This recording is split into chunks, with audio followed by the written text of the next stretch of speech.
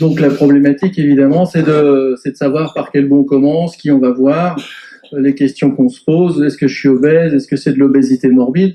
Parce que quoi qu'il en soit, ça va demander un certain courage de se jeter à l'eau, d'aller voir son médecin, d'aller voir un spécialiste pour dire, bon voilà, j'ai décidé de prendre le problème à deux mains. Alors, tout d'abord, est-ce que je suis obèse ou je suis juste en surpoids? Et puis, ça veut dire quoi? Ce n'est qu'un mot. Est-ce que c'est grave? C'est pas grave?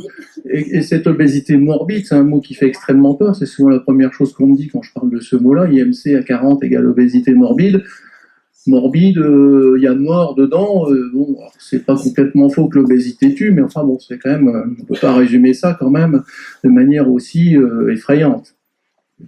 Donc l'index de masse corporelle, pour ceux qui ne sont pas encore passés en bas, qui n'ont pas récupéré une petite réglette pour calculer par eux-mêmes, on en a récupéré beaucoup cette année, l'index de masse corporelle, vous le trouverez sur une réglette, en faisant le calcul par vous-même, en divisant le poids par la taille multiplié au carré. Vous le trouverez aussi sur des applications, des applis sur le iPhone.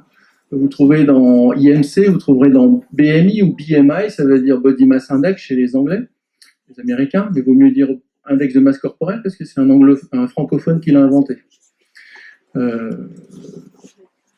Et donc, au-dessus de 25 d'index de masse corporelle, on est en surpoids, au-dessus de 30, on est en obésité, au-dessus de 40, en obésité morbide ou massive, ou de classe 3, comme on dit maintenant, classe 1 de 30 à 35, classe 2 35-40, classe 3 40 et plus.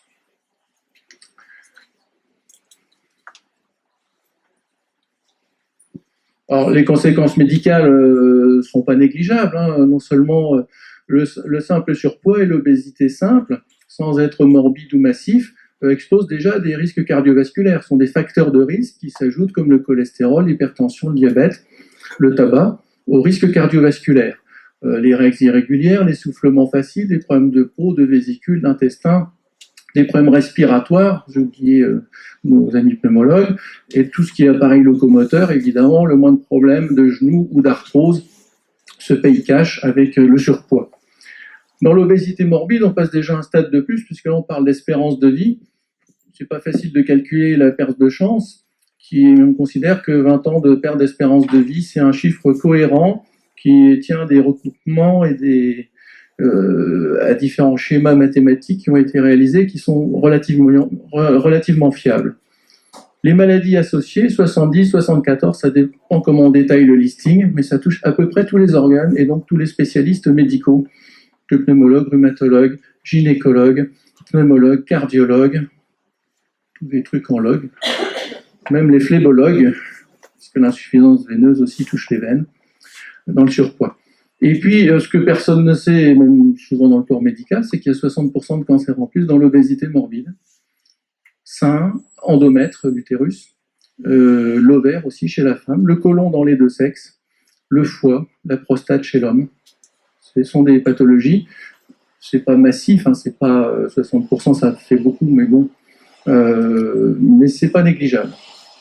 Après, une question que je pose aux patients, c'est de dire est-ce que je suis malade sans le savoir? Il y a des tas de maladies qu'on appelle chez nous des tueurs silencieux. Alors, quand j'ai mal, je boite, j'ai une sciatique, j'ai mal au genou, mon orthopédiste m'a dit avant de m'opérer, je vous opérerai pas si vous perdez pas du poids de votre prothèse. Ça, c'est simple, mais j'ai dû arrêter mon sport, je suis embêté dans tous les gestes de la vie. Mais des fois, on se pose des questions. Est-ce que finalement, j'ai pas un problème sans le savoir? Est-ce que l'hypertension, peut-être, je connais, le diabète, j'en ai entendu parler. Après, il y a des maladies dont on n'entend pas parler, l'apnée du sommeil, a fortiori la stéatose. Qui sait ce que c'est que la stéatose? Il doit y avoir des maladies dangereuses, potentiellement. Alors, qu'est-ce qu'il faut faire face à toutes ces interrogations? Alors en plus, bon, souvent le côté social, familial, on le connaît, hein, on va chercher du boulot, on veut pas de nous, je suis fatigué au boulot, je suis isolé, les autres me tiennent à l'écart, j'ai des problèmes de sociabilité, alors ça vient des autres qui me rejettent, mais c'est moi qui hésite aussi à aller voir les autres parce que je me sens complexé, la vie affective évidemment est altérée. On se mésestime, le look, l'habillement, maintenant il n'y a plus que ça, hein, l'apparence, et on n'est pas favorisé quand on est en surpoids pour trouver de quoi être bien. Et puis les problèmes d'accès, on a entendu régulièrement les histoires d'avions, les gens qui font pas certains spectacles parce que bon bah ils savent pas si les places seront larges ou pas, le stade, le cinéma, etc. Est-ce que c'est une fatalité? Beaucoup de gens croient que c'est une fatalité, qu'ils sont dans cette vie, dans ce carcan, et qu'ils en sortiront jamais et qu'ils mourront avec ça, en espérant juste que ça s'aggrave pas et qu'ils finissent pas dans une chaise roulante parce que le genou s'est déboîté.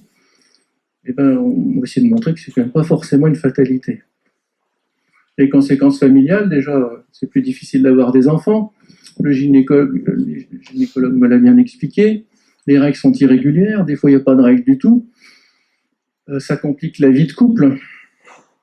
Les questions de nudité, de dévalorisation. Avec les enfants, c'est pas simple non plus. Des fois, ils osent pas le dire, mais des fois, ils disent carrément au moment où on vient pas me chercher à l'école, les copains se moquent de moi. Bon, ça fait des choses qui sont extrêmement violentes pour les patients. Alors, la première chose à faire, c'est déjà d'en parler au médecin le plus proche, hein, c'est-à-dire en général, c'est le médecin traitant. Alors, je déconseille d'en parler au bout de 20 minutes d'auscultation de la bronchite, rédaction des ordonnances, prescription de kiné, et dire « Ah, au fait, et pour mon pot, on fait quoi ?» Quand la salle d'attente est pleine de l'autre côté, le praticien, il ne va pas vous régler ça comme ça. Il faut aller le voir pour ça. Le praticien, de base, il va vous faire de toute façon une prise de votre tension, vous évaluer votre index de masse corporelle, vous dire où vous en êtes, quels sont les risques, et vous orienter en fonction.